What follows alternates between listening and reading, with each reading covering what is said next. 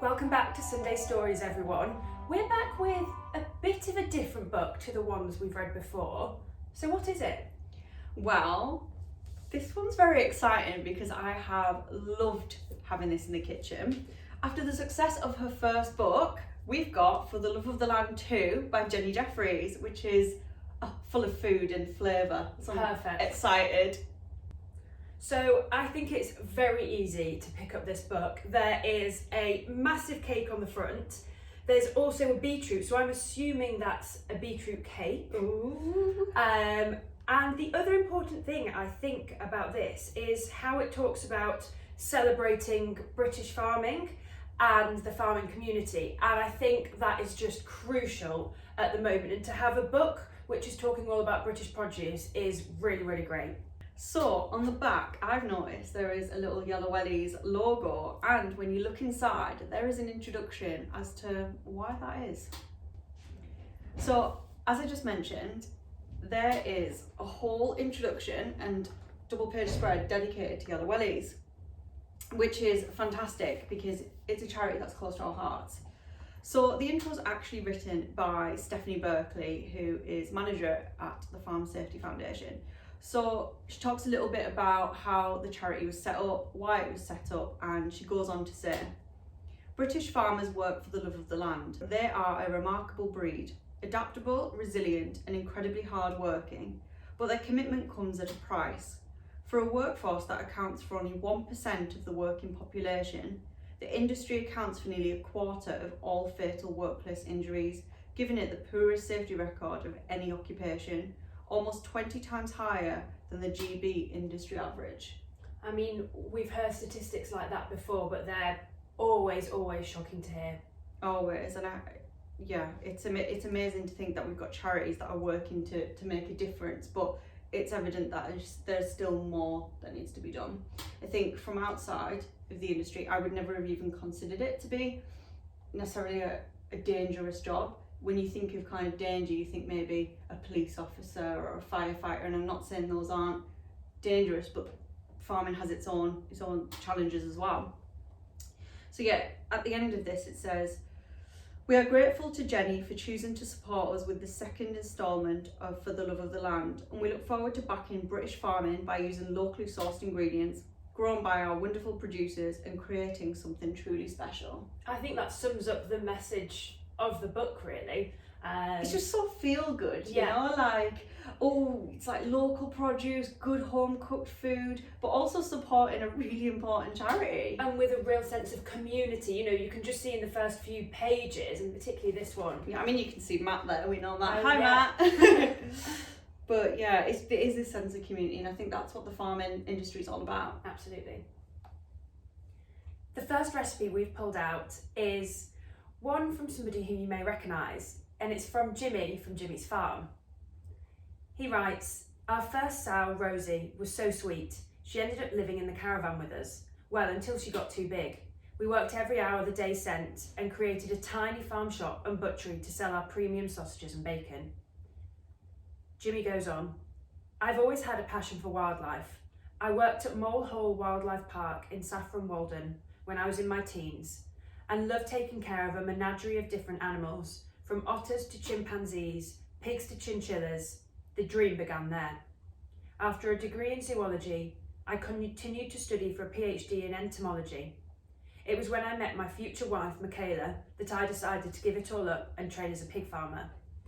Now, for me, that's just quite interesting, talking about the academic background there. 100%. It's something that we talk about a lot, and it just showed that farming can definitely be grounded in academics. There's obviously other routes in, but if you do have an academic background, it's not stopping you from being in farming. And also he's obviously got a passion and interest in animals. So, I mean, the fact he's gone from chimpanzees all the way back to pig farming is incredible. It's a real story. It is.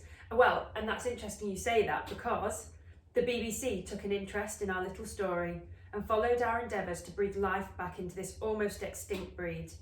Quality meat and food production was at the heart of our operation, and soon we developed the derelict barns into a series of shops and a farm restaurant. The restaurant now relies solely on our farm-produced meat, from beef and lamb to all our pork dishes.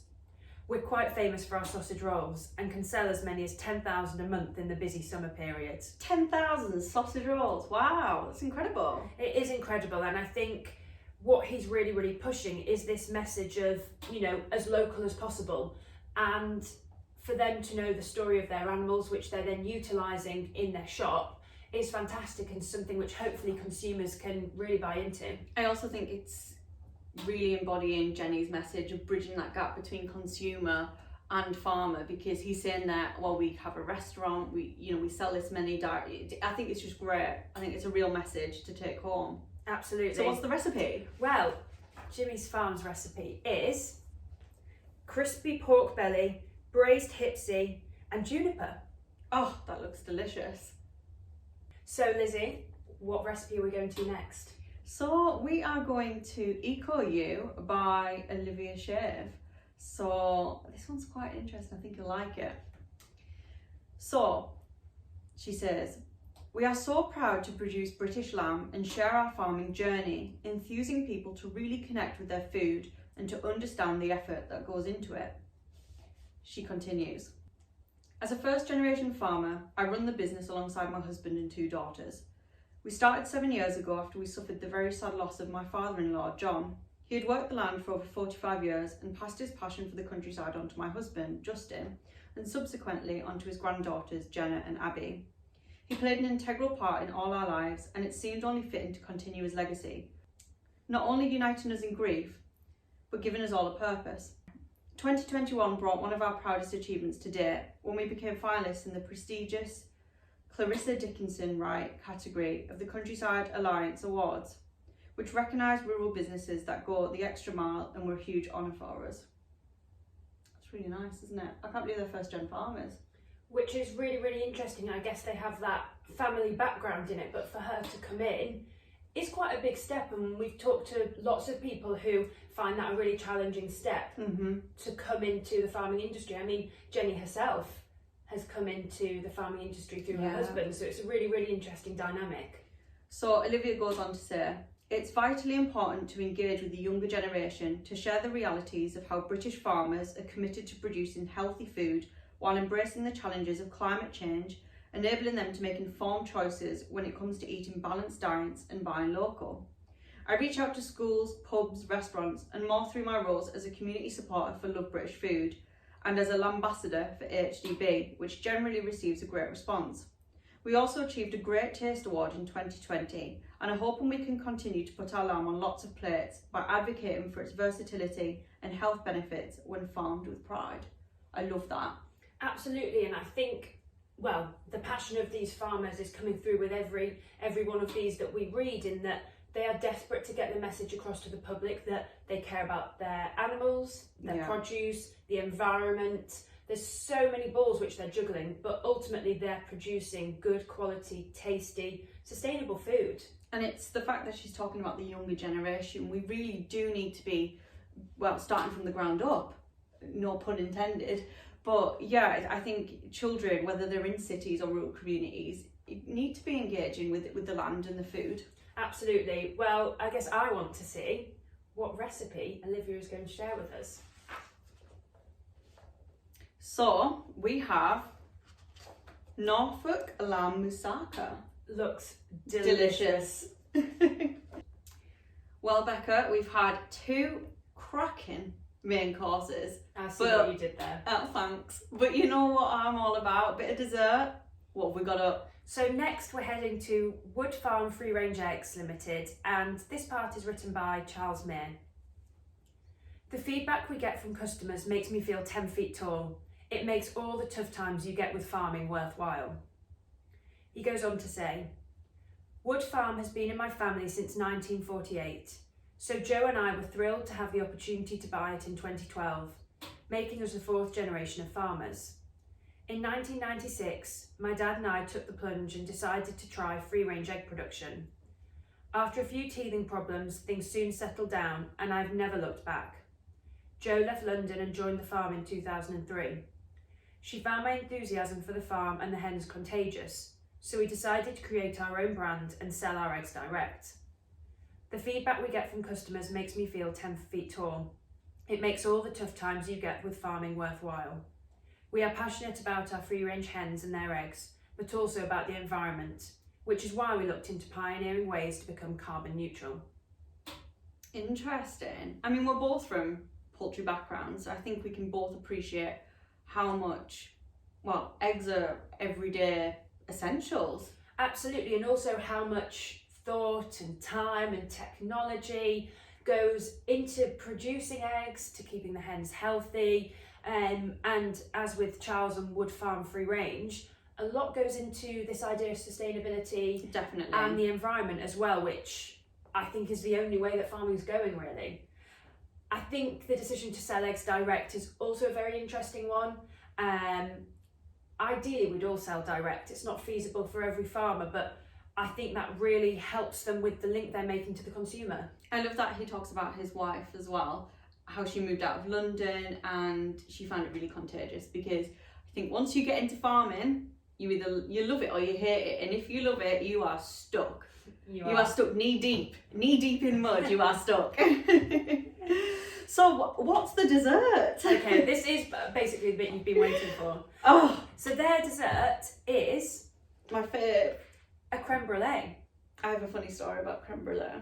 Do you? My first time I ever tried creme brulee was when I got a wee bit tipsy on a Sunday afternoon, and I had like a full Sunday dinner at this pub, and I was like, I've never had creme brulee, and I had creme brulee, and I don't know why, maybe it was the alcohol, but it was the best dessert I have ever had in my life. Hooked ever since. Absolutely. So this is something I'm going to be making. So, final recipe, Bex, is I think by a very inspirational lady. Yeah, it's a really, really moving one, and I think her story shows that anything's possible, really. So this one is by One Girl and Her Cows, so that is Holly Moscrop. And she says, both my mum and granny are also very passionate about cooking, especially with ingredients they've grown, reared or foraged. I was taught by them from a young age how much love and effort goes into our food, to always know and respect the origins of it and be proud of its story. So Holly's story is, I was lucky enough to grow up on the beautiful Yorkshire farm I still get to call my home, immersed in the world of farming, a world I very quickly knew I never wanted to leave behind. And later she goes on to say, my life didn't quite turn out as planned, and my dreams of becoming a farmer and working alongside my dad had to be adapted when a debilitating long-term illness called ME came along and removed me from the life I once knew. But my love for British farming and our own farm remained ever strong, so in an attempt to find a way to stay connected to the world of agriculture and try reconnecting others to it too, I began writing a blog called One Girl and Her Cows. My hope is to one day sell our own meat from our cattle through my website and give people a chance to know the whole story of the food on their plates and how that food played a pivotal role in maintaining and protecting the British countryside we know and love. I think she is a really fascinating lady, and I think a real inspiration. Yeah, what I really like is the fact that obviously when faced with this diagnosis, she turned it into something where she could still be connected to farming. And I think we all potentially have that opportunity through social media and online platforms. And the fact that she writes a blog, I think is a fantastic idea to showcase what she's doing and how she's navigating her way through farming. I think it just makes farming more accessible. So it shows that no matter your background, no matter the challenges that you face, you can still find your place in agriculture. Absolutely. I really like her aspirations for the future as well, to hopefully sell their meat direct. It's something we've talked about in this episode already, that's selling direct to consumers. And I think she would be a perfect person to tell that story of how food is really produced. Yeah, her passion, I mean, it just comes through, doesn't it? And she's a fellow Yorkshire lass, so can we... Absolutely. Our hearts with her. So... I'm interested to know about her recipe because it links back to the idea of foraging, doesn't it? It does. So, the recipe we have to finish today is hedgerow sponge pudding. What do you think, Bex? I do think that sounds good, and I think what's really, really special about this recipe is that the fruit that you're going to be using in it, well, you just have to look what's in season, and it'll vary all throughout the year.